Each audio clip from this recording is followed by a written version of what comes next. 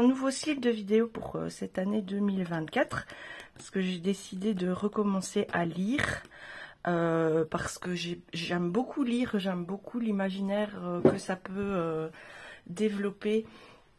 J'aime beaucoup me plonger dans des univers différents. Alors je suis très éclectique en lecture. J'aime pas clairement les romances à l'eau de rose style Nous deux pour les plus anciennes qui connaissent ce magazine où tout coule de source, où on sait d'avance comment ça va se terminer et tout ça. Par contre, je suis pas contre les romans qu'on appelle les romans de gare, donc ces histoires faciles, bien ficelées, dans un style populaire qui se lisent vite, qui sont plutôt série B, si on peut définir ces lectures comme des téléfilms, vous voyez qu'on voit à la télé, qui sont pas de grande classe, mais qui divertissent. Voilà. Je suis aussi fan de tout ce qui est roman, pas vraiment historique, mais judiciaire, réaliste. Aussi bien donc les romans par exemple de l'auteur Patricia Cornwell, qui est une ancienne médecin légiste et donc qui fait des romans policiers très bien ficelés, que carrément des livres écrits par des journalistes sur de vrais faits divers qui se sont passés. Je suis aussi fan de l'heroic fantasy à 2000%. Mes lectures préférées ces dernières années, donc c'est Twilight. Je l'ai lu il y a une dizaine d'années quand le livre est sorti, et à peine j'avais fini le 4e tome que j'ai recommencé à lire tellement j'avais adoré. C'était à une période de ma vie où j'étais complètement esseulée au niveau amoureux. Je venais de divorcer, j'étais dans un état affectif assez déplorable.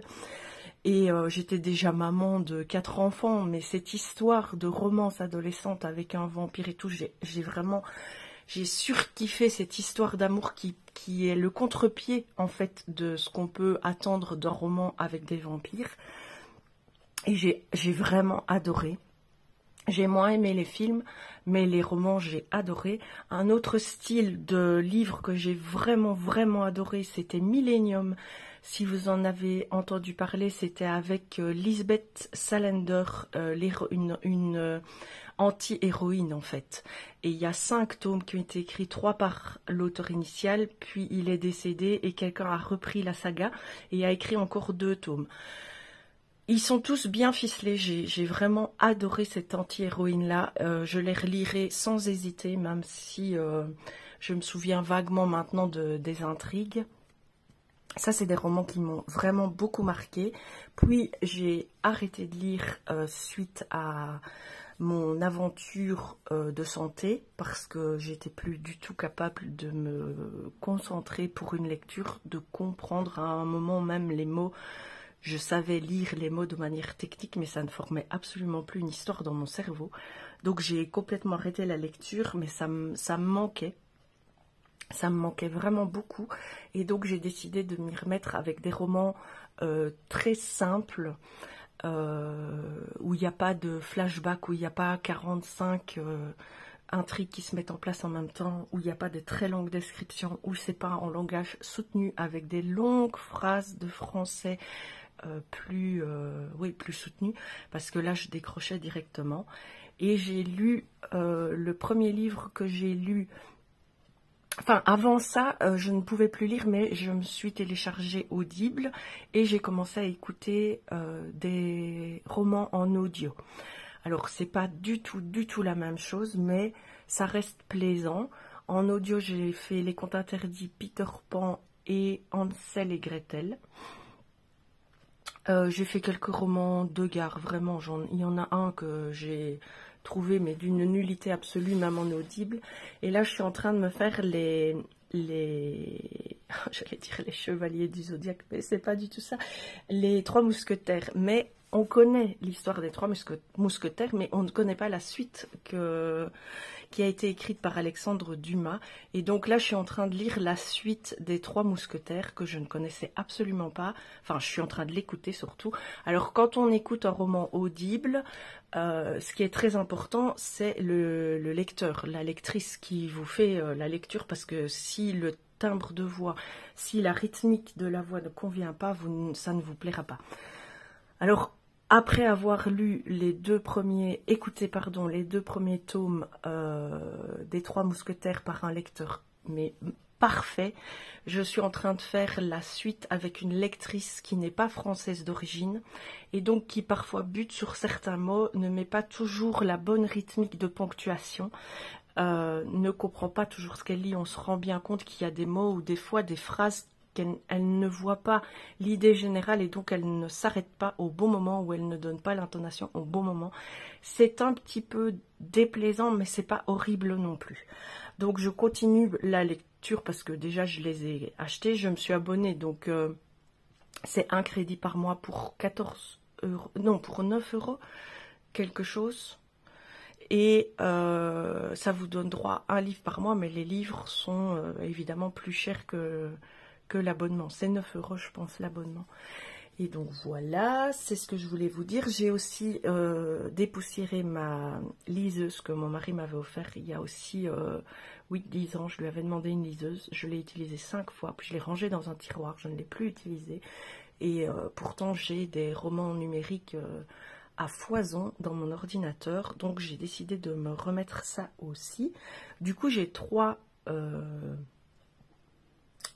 comment on dit, 3 outils de lecture différents. J'essaye d'alterner. Alors je me suis fait cette année, oui, j'ai eu la folie des carnets, des cahiers. Vous avez déjà vu mes trackers broderie, trackers d'épée, trackers peinture par numéro, mon nuancier que j'ai terminé. Et j'ai continué sur ma lancée en me faisant un cahier, mes fiches de lecture. J'ai trouvé les fiches à imprimer sur Etsy. Donc vous avez 52 livres en 52 semaines, je n'y arriverai pas parce que je fais un livre plutôt par mois que par semaine. Je lis quand même encore très très lentement pour comprendre et me souvenir de ce que je lis. Ensuite, j'ai créé mes bibliothèques. Donc vous avez ma bibliothèque de livres physiques. J'ai repris tous les livres que j'avais dans ma bibliothèque et je les ai mis là. Pas par... j'ai essayé plus ou moins de faire par genre, mais vraiment plus ou moins. Et tout ça, ce sont des livres que, évidemment, je n'ai pas encore lus. Donc voilà, comme ça vous voyez. Celui-là, je l'ai déjà mis, mais je ne l'ai pas encore acheté parce qu'il n'est pas encore disponible en version papier. Il n'est que disponible en version audio et j'aimerais bien avoir les 3 en version papier. Cette collection-ci, je l'ai reçue pour mon anniversaire, je vous l'avais montré. Il y a des collections comme celle-ci et celle-ci. Oups, vous ne voyez pas.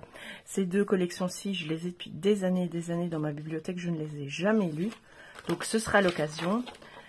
Et voilà, on arrive déjà à la fin. Je dois rajouter, je vais vous montrer les livres que j'ai achetés récemment. Donc je dois rajouter à la suite mes nouveaux livres. Ensuite, je me suis fait une bibliothèque sur ce carnet pour tout ce qui est livres de développement personnel. J'en avais des tonnes et des tonnes. En fait, on peut voir passer les différentes étapes de ma vie. Mais j'ai fait un gros tri dans mes livres, j'en ai donné beaucoup.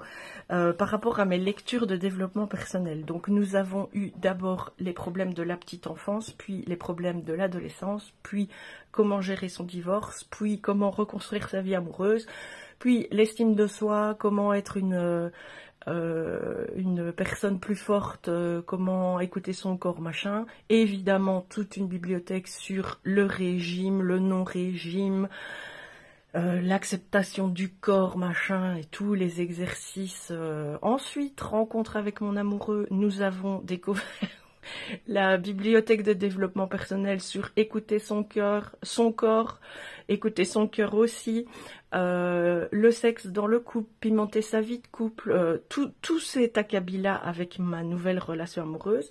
Puis nous avons après la vie de la famille recomposée, comment éviter les conflits, c'est pas mon enfant, comment je fais pour l'aimer, enfin tout cet acabit-là. Et ensuite après nous avons eu les crises de couple, parce qu'évidemment 13 ans de vie commune ça fait des crises, et moi quand il y a un conflit, pour moi c'est terrible. Un conflit, c'est la fin. Si on s'aime, on ne peut pas se disputer.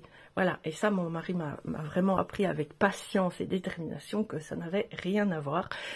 Il m'a appris à avoir une relation amoureuse saine parce que je venais de très très loin par rapport à ma façon, à mon rapport à l'affectif, on va dire ça comme ça. Et donc, tous ces livres-là, eh bien, aujourd'hui, je n'en ai plus besoin. Nous sommes sortis de toute cette tempête. Nous allons très bien. Donc, je les ai offerts à des gens qui potentiellement en auraient plus besoin que moi. Ce qui ne veut pas dire que j'ai été trouver mes copines en disant tiens, t'es au bord du divorce, lis ça, ça te fera du bien. Non, je les ai donnés à une bibliothèque en fait. Et eux, ils géreront.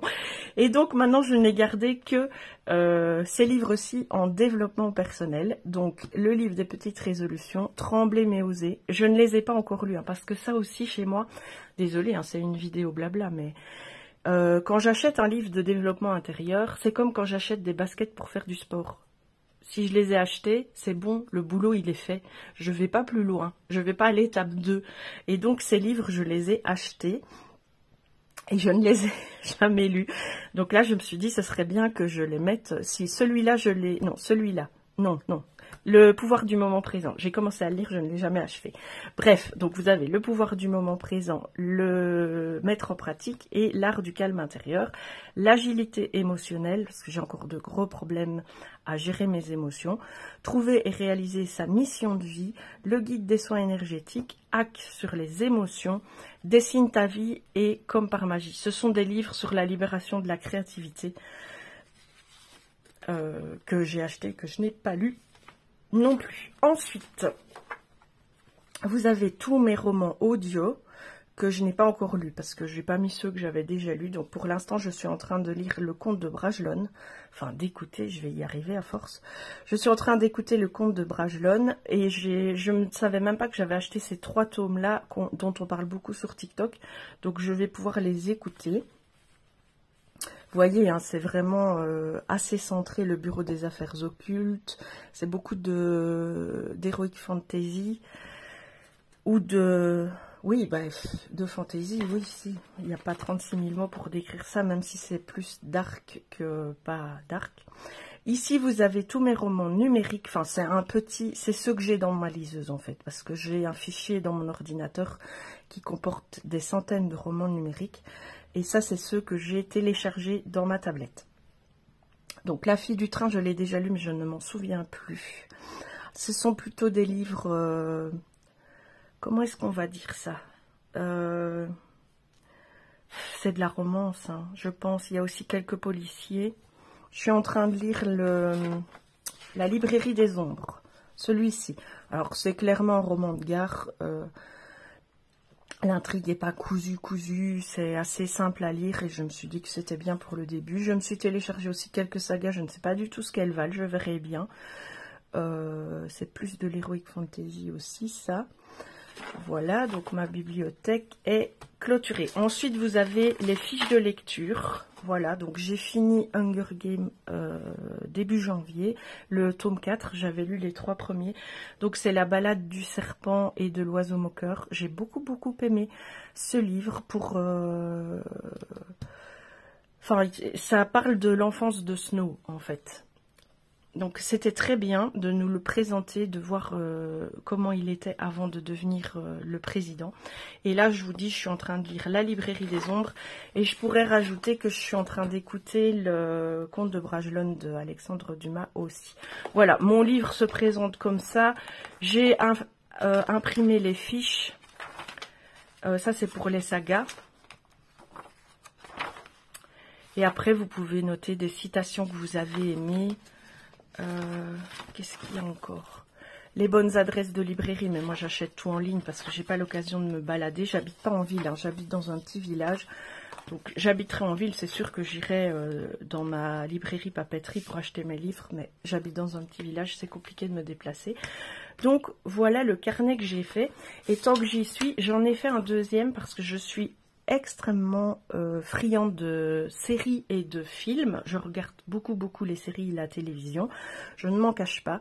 Je fais toujours autre chose en même temps, mais je regarde beaucoup la télé et je me suis dit que ce serait bien de noter un peu ce que je regarde parce qu'au fil du temps, on oublie. Alors ça, c'est en anglais. Donc vous avez pour les films et vous avez derrière pour les séries. Voilà. Donc pour l'instant, je suis en train de regarder Kaamelott, que j'ai eu à mon anniversaire. De temps en temps, on se fait quelques volets. Je regarde Better Call Saul. Donc c'est le préquel de Breaking Bad. Et c'est très bien ficelé. J'aime beaucoup cette série, la façon dont c'est filmé, le rapport aux personnalités. J'aime beaucoup, ça sort un peu du cadre. Et je me fais les New York Unités spéciales avec... Avec Benson, c'est... Comment Benson? Bah tiens, Olivia Benson, c'est une série qui existe depuis des années, même des décennies. Et je suis à la saison 19 pour le moment, je suis en train de me les faire à la suite sur Prime. Voilà, et quand on regardera un film, je le noterai aussi, d'une part pour savoir ce qu'on a regardé et s'en souvenir. Tout ça aussi, ça fait toujours partie chez moi de ce besoin de travailler ma mémoire, de me souvenir, de me rappeler, de formater, de consigner pour ne pas oublier. C'est une grande angoisse en moi de laisser filer ma vie sans qu'il y ait... sans m'en souvenir en fait. Et donc je consigne beaucoup de choses pour pouvoir me souvenir des choses. Donc ça c'est mes 2 cahiers. Et maintenant on entre dans le vif du sujet. Les livres que je me suis achetés dernièrement et que je vais lire très prochainement. Alors déjà j'ai découvert celui-ci grâce à une chaîne YouTube qui fait du diamond painting et qui nous parle régulièrement aussi de ses lectures. J'ai amassé le concept du titre. Je n'ai pas lu... Alors, jamais sur ma chaîne, je ne vous ferai des résumés de la lecture. Juste vous dire j'ai aimé, j'ai pas aimé, ou le style d'écriture que c'est. Si c'est des longs chapitres, des petits chapitres, si... voilà, ça, oui. Vous expliquer l'histoire, jamais. Je ne lis même pas les résumés, parce que je ne veux rien savoir. Quand je commence un livre, je veux le découvrir de A à Z par moi-même. Point positif... la couverture me plaît. Point négatif, il y a énormément de tomes de cette autrice dans cette collection. Donc je ne sais pas si je vais... Vous savez, hein, j'ai un côté collectionneuse. J'espère ne pas céder parce que bah, si c'est toujours le même style, le même genre comme Columbo ou... vous savez, quand on sait d'office au début qui est l'assassin et qu'on voit chaque fois le cheminement du commissaire... qui fait l'enquête, bah, ça va peut-être pas me plaire, ce sera trop redondant. Donc j'ai pris un tome pour tester, pour voir comment ça me plaisait. Ensuite, alors comment je choisis mes livres? Je me suis abonnée à quelques chaînes de BookTok. J'ai banni toutes celles qui expliquent le roman. Je garde juste celles qui disent écriture, enfin comme je vous ai dit pour moi, parce que je ne veux absolument pas savoir, donc je ne connais pas du tout. C'est apparemment un polar, je vais voir. J'ai pris tous mes livres en poche quand c'était possible parce que ça me suffit, j'ai pas besoin de collectionner des brochets ou des reliés avec un jaspage et tout ça, c'est pas pour moi. Celui-ci de Stuart Turton, Les 7 morts d'Evelyn Hardcastle, j'ai vraiment hâte de le lire, ça a l'air très très original comme écriture. Ensuite, je les ai tous pris parce que des filles en ont parlé sur... j'ai aucune culture en livre, je ne suis absolument pas les auteurs. Et puis maintenant, avec l'auto-édition, avec toutes les facilités d'écriture des gens, il n'y a plus de grands auteurs, vous voyez, auxquels on se référence comme il y a 20 ou 30 ans. Tout le monde peut être auteur, sans critique, hein, c'est très très bien. Et donc, je n'ai jamais suivi l'actualité des auteurs et des autrices, en fait. C'est exactement comme quand j'ai découvert le monde du colo, j'avais aucune idée qu'il y avait autant d'illustrateurs et illustratrices de livres pour adultes. Ici, c'est pareil, je découvre des choses parce que je me suis coupée de ce monde depuis pas mal d'années. Et donc, je découvre grâce à TikTok, donc au BookTok, grâce aux vidéos YouTube auxquelles je suis abonnée, où les filles lisent également. Et donc, quand elles disent qu'elles ont adoré une lecture, je passe le moment où elles leur racontent le livre, mais je vais me le choisir. Donc, par exemple, le Cottage de Juliette explique souvent ses lectures ou montre les livres qu'elle a achetés, sans trop en dire.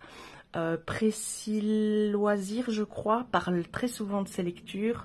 Diamond Strass, c'est une Française qui vit au Canada, parle très souvent de ses lectures. Voilà, ces trois-là, par exemple, m'ont donné envie d'acheter pas mal de livres. Donc le livre suivant, c'est Personne ne doit savoir. Ça a l'air d'être un policier. Ensuite, j'ai pris une saga. Je ne sais pas du tout ce que ça vaut. Je ne sais pas si ça parle de thriller ou d'heroic fantasy ou d'un roman de base. Je verrai bien. Ça avait l'air intéressant. Ça avait l'air joli. Et puis, il y a pas mal de filles qui en ont parlé en bien. Oui, mes choix de livres, c'est comme mes choix de bouteilles de vin.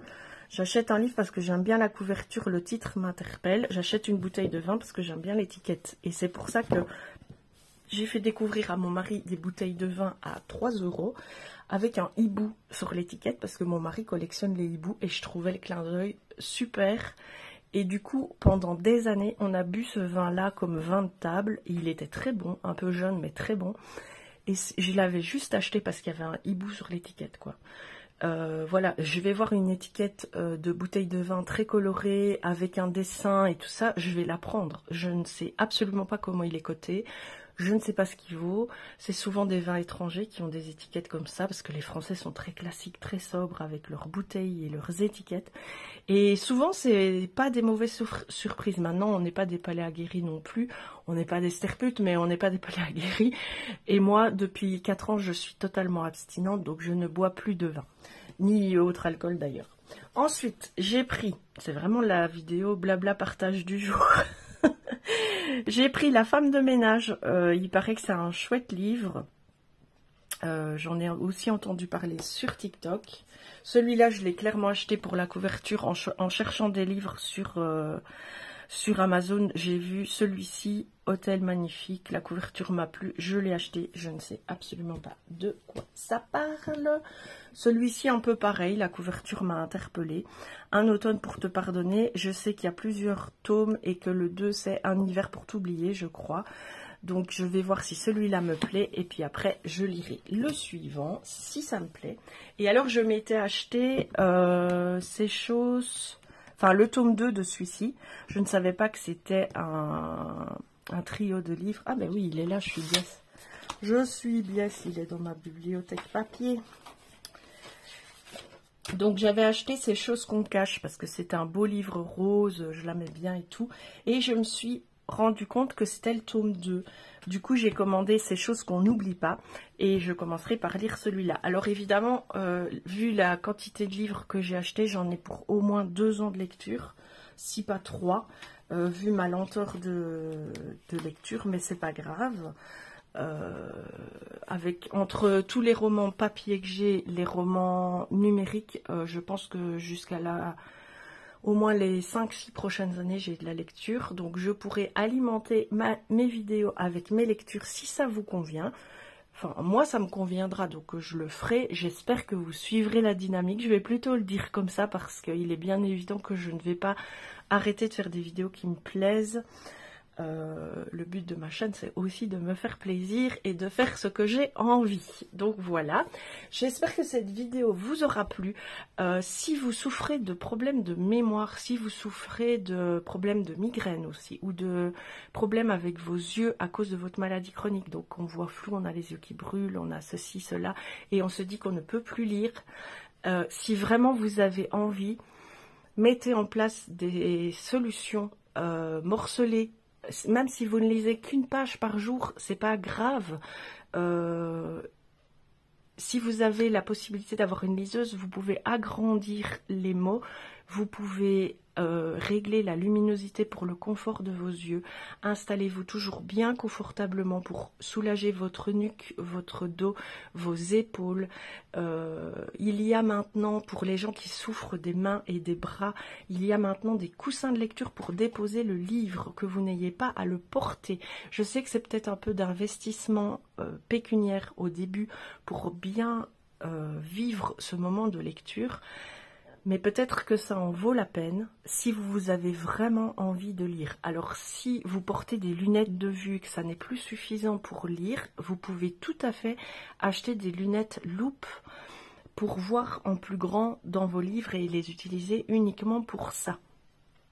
Également, ne renoncez à rien de ce que vous aimez faire parce que vous êtes malade ou parce que vous pensez ne plus être capable. Notre corps a les moyens de s'adapter et il faut pas vous priver de choses qui vous font plaisir. Et c'est aussi pour ça que je veux rajouter la lecture à mon contenu YouTube par rapport au fait que certaines d'entre vous qui me suivent souffrez de maladies chroniques importantes, je le sais. Mais si vous aimez lire, commencez par des petits livres pour enfants ou adolescents, avec des textes courts, pour se réhabituer à la dynamique de la lecture.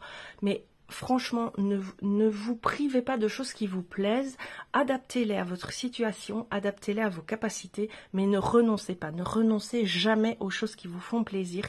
La maladie ne doit pas vous faire renoncer à vivre. Voilà, c'est ce que j'avais envie de vous partager. Sur ce, je vous laisse pour cette vidéo book haul, du coup, un nouveau concept sur ma chaîne. Et je reviens vite pour vous parler de mes lectures de temps en temps, de mes avancées, de mes coups de cœur, de mes aménagements aussi peut-être, si ça peut vous aider. Je vous embrasse, faites ce que vous avez envie de faire dans la vie et faites-le avec plaisir. À bientôt!